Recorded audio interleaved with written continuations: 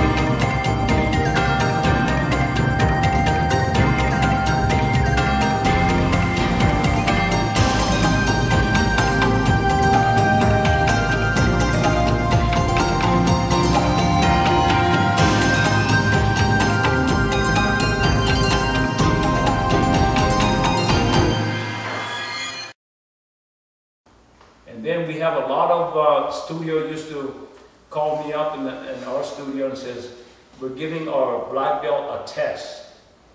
Would you bring some of your guys down to spar? And I said, yeah, okay. The sheer speed of the guys was just a little bit too much for me. My number one thing in self-defense is speed, and then the power will come with speed.